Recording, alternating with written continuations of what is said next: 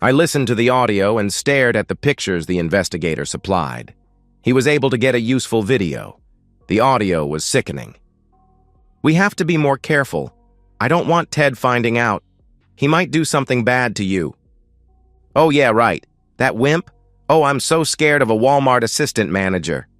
Giggling, she replied, "Knock it off. I thought I was pregnant and his surprise wedding proposal handed me somebody to take care of the kid. I wasn't pregnant but married him anyway." "Well, he obviously can't keep you satisfied. Get on all fours again." I've heard some guys get off watching their spouse having an affair. I'm not one of them. I watched in horror at the video. Who was this woman? She talked and acted like a cheating woman. "We arrive on Sunday night. You're going to come in Monday night?" she asked.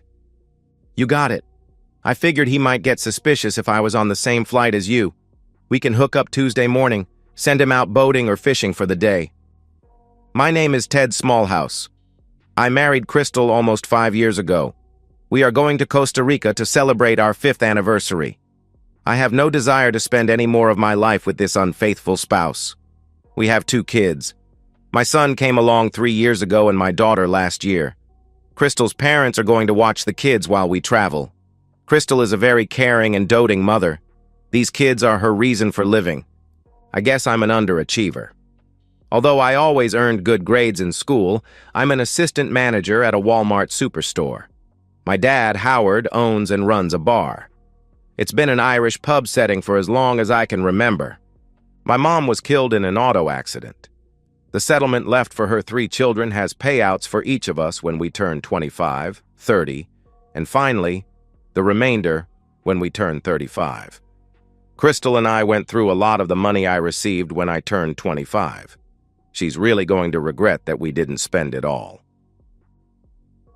The barefoot lad ran across the beach towards the cabanas. His t-shirt had seen better days. There were holes in the jeans he was wearing. These were not the jeans with the intentional holes the millennials liked. They were actual wear-and-tear holes in the knees. The small suitcase he was carrying had several smiley face stickers affixed to the front and back. The lad also carried an envelope with $500 bills in it. He paused to locate Unit C-12 and then knocked, softly at first but with increasing intensity. The door swung open and a large man looked down at the lad. "What do you want?" "Amigo, Senorita wants this. Please give it to her." The man looked at the suitcase and glanced around. He accepted both the suitcase and envelope from the lad and then closed his door. He saw the airline's checked bag sticker with Crystal's name on it. Whatever, he thought. On Tuesday morning, with Ted out on his guided fishing trip, Crystal strolled through the courtyard towards Cabana C-12. She was proud of her deception. Ted was so trusting. Once she had sampled Reggie, she was hooked. He wasn't any bigger than Ted. She found out she liked being treated like a little rough. Ted would never treat her with anything other than complete respect.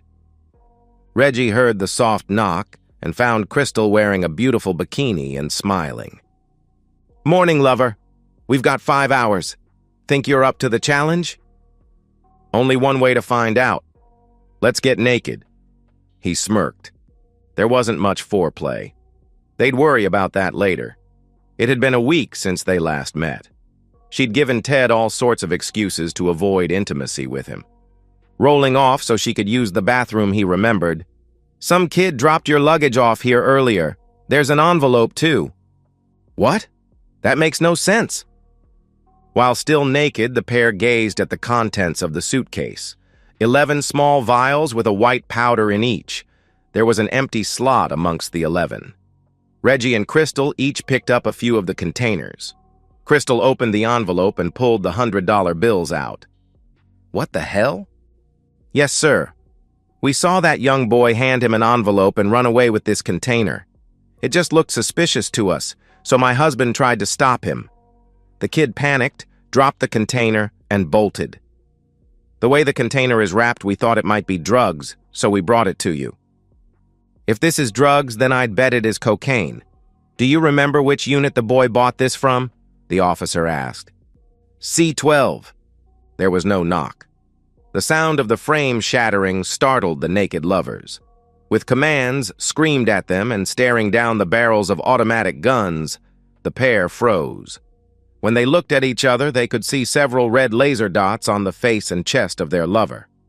As directed, they laid face down on the ground.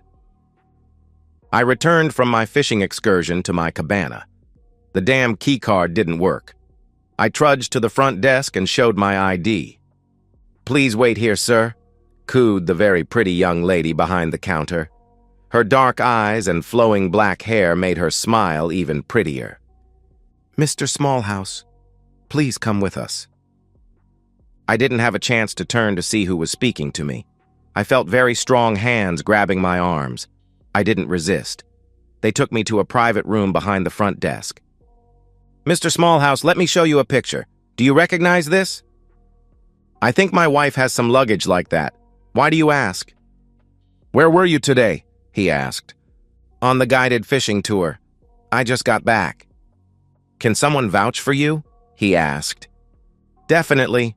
I spent a few hours talking with the owner of the boat. His name was Jaime Rodriguez. I've got my receipt in my wallet," I answered. I fished out the receipt. "What's this all about?" I questioned. "Your wife was arrested for dealing cocaine," the officer replied. "No way! You've made a mistake. We don't do drugs, and she certainly isn't a dealer." "I'm confident in my arrest. It's you who seems to be uninformed. Do you know a Mr. Reggie Harmon?" he questioned. "Yeah, that's someone she works with," I replied. "Crystal and Reggie were arrested in his cabana around 10 a.m. today. They were naked, and that suitcase contained the cocaine. We also seized some cash," the officer answered. I sat digesting what he said. I didn't know. "Didn't know what, Mr. Smallhouse?" he pressed. "She was having an affair. You can lock her up and throw away the key," I roared. "Calm down, Mr. Smallhouse. I think that's all I have for you right now." The front desk cutie gave me a new key card.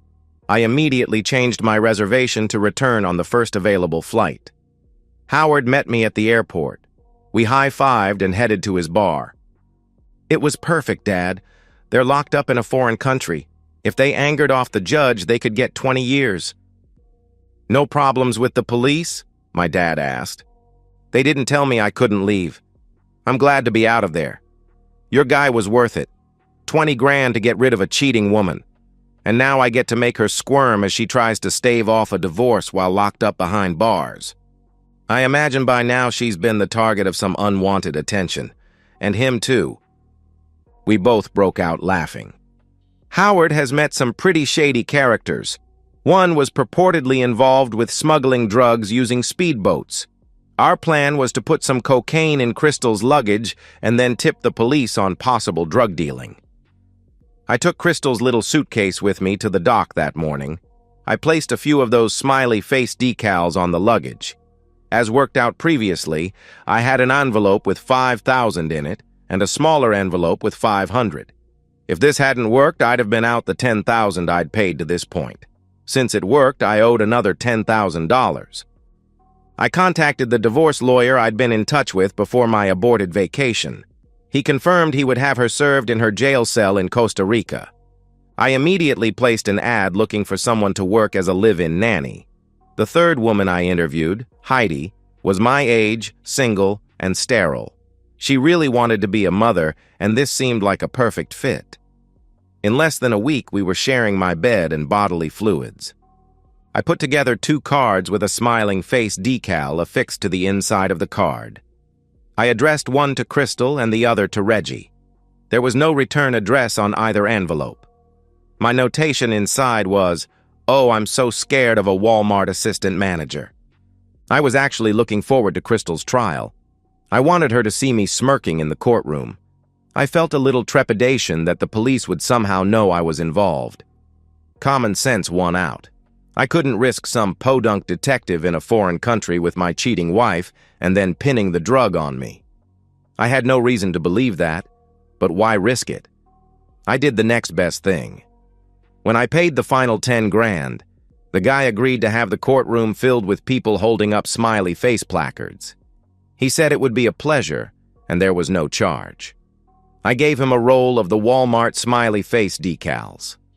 I have no idea who was recruited to spoof the police, but they even testified to the supposed drug deal. Crystal and Reggie were convicted and given 10 years with no parole. The photos Howard received showed about 20 people in the courtroom holding up smiley face placards. I put together 2 cards with a smiling face decal affixed to the inside of the card. I addressed one to Crystal and the other to Reggie. There was no return address on either envelope. My notation inside was, "Oh, I'm so scared of a Walmart assistant manager. Did I see smiling face decals on the luggage?" The divorce was uncontested. We had proof of service, and Crystal failed to make any of the court appearances. Obviously, I was awarded custody. I was somewhat surprised that Crystal's parents didn't intercede. Perhaps it was Crystal's father who vetoed helping her. He had taken the drug overdose death of Crystal's brother pretty hard. I moved 500 miles away to take over as the manager in a small-town Walmart. Heidi and I are married and loving life. At Christmas time, I took a photo of myself with Heidi and my kids. I made a copy for Crystal and put a smiley face on the back along with my note. "Crystal, I hope you are doing well. The kids love Heidi. They call her Mom. You're probably going to have several babies over the next 10 years. You might not get to keep any of them either. Merry Christmas." And that's the end of today's story. If you enjoyed it, please give this video a thumbs up and drop a comment below. Your support helps the algorithm push my content further. If you're new to the channel, don't forget to hit that subscribe button. It really helps me keep creating more stories for you. Thanks for watching, and I'll see you in the next one.